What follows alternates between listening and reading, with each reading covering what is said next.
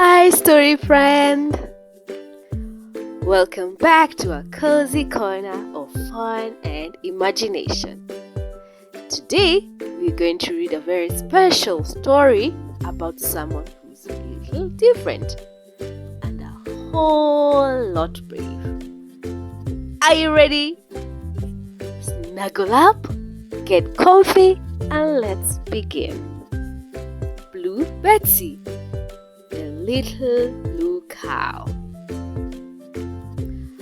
On a sunny hill at the edge of a quiet village, there was a small, cheerful farm called Clover Hill. And on that farm lived a little cow named Betsy. But Betsy wasn't just any cow. She was blue, not just a little blue.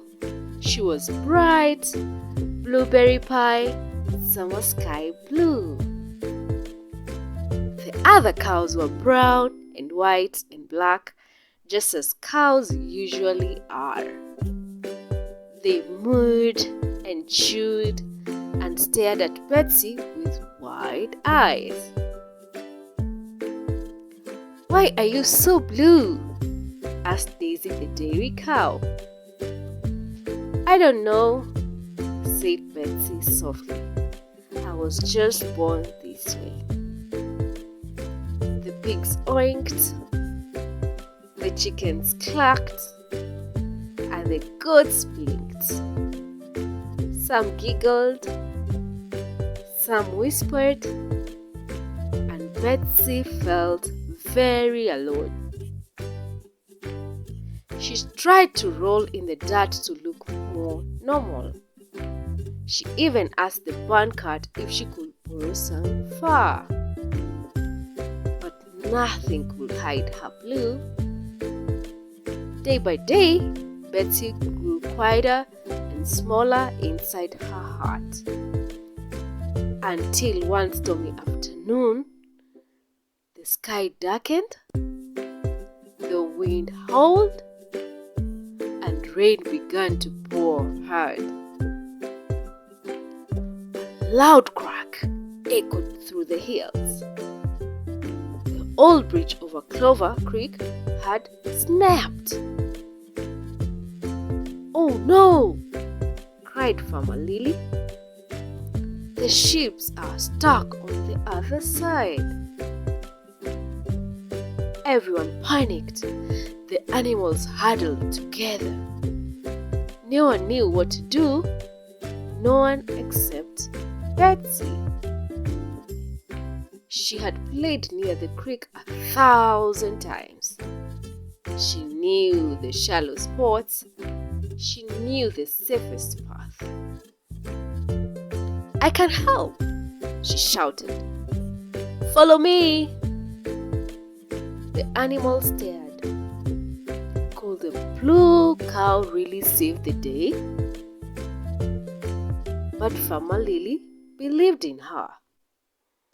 "Go on, Betsy," she said. "We trust you." With courage bubbling in her hooves, Betsy splashed through the rain. She led the way carefully, bravely, step by step. And before long, the sheep was safe. The farm cheered, and Betsy beamed bluer than ever. From that day on, no one whispered or stared. They smiled, because now they saw what made Betsy different also made her special. She was the bravest, bluest cow Clover Hill had ever known. Betsy never tried to hide her color again.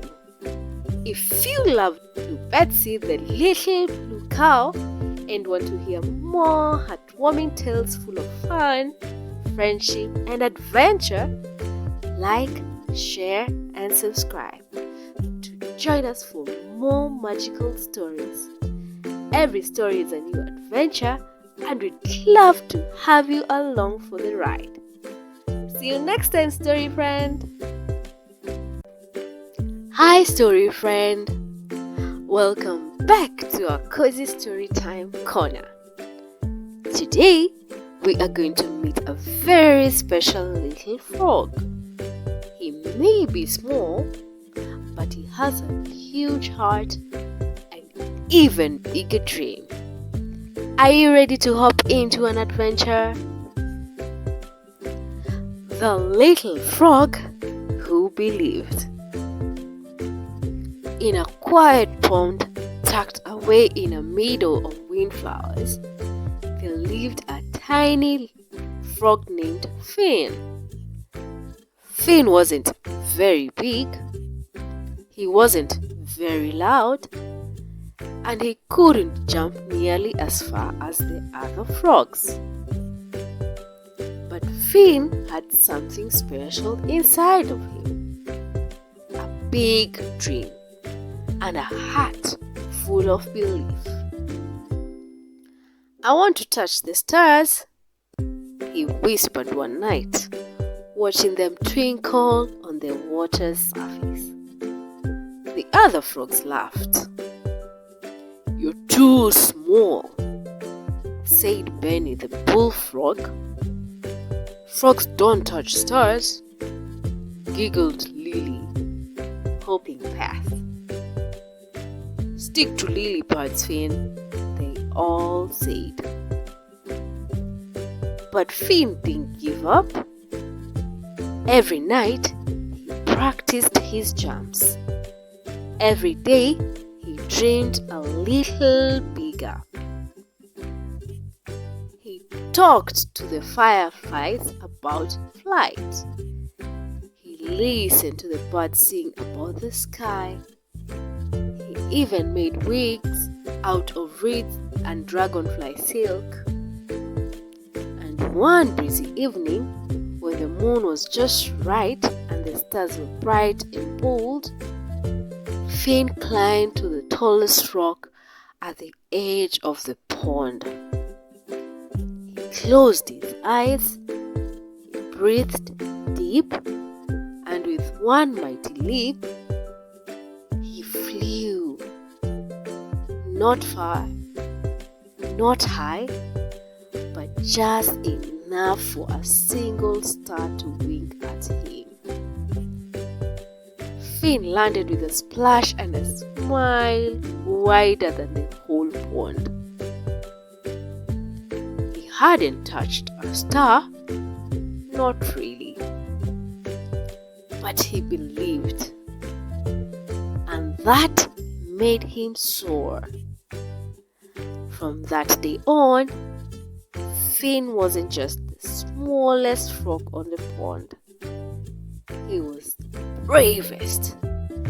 Because sometimes believing is the very first step forward, towards something magical.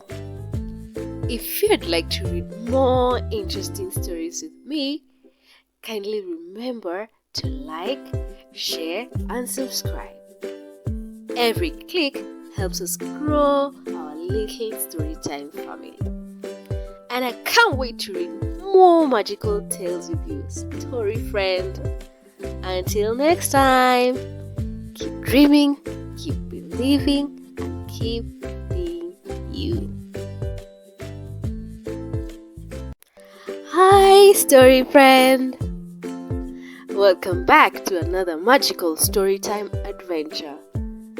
Today, we're going to meet someone who's got a lot of feelings. And sometimes they come out in a big grumpy growl. Get comfy, snuggle in, and let's begin the story. Roary, the grumpy little tiger. Deep in the jungle, where parrots quack and monkeys swing, there lived a little tiger named Roary. But unlike the other tigers who laughed and played and pounced with glee, Roary was grumpy. Very grumpy. He crawled when the sun was too bright. He huffled when the leaves tickled his fur. He groaned when the birds sang too loud. "Why are you always so grumpy?" asked Ellie the elephant.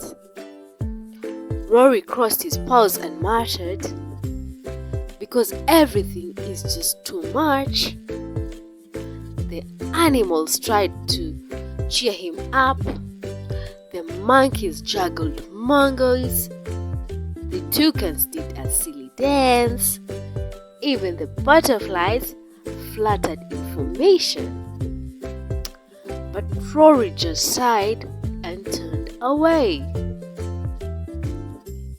One day, the jungle grew quiet. Too quiet. Rain clouds rolled in, heavy and grey. The birds hid. The monkeys disappeared.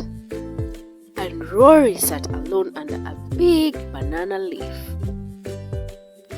Suddenly he heard a sniffle. It was Pip, the tiny parrot, caught in the rain. Roary blinked. His grumpiness faded just a little. Without a word, he snuffled over and lifted his leaf, just enough to Pip to scoot under.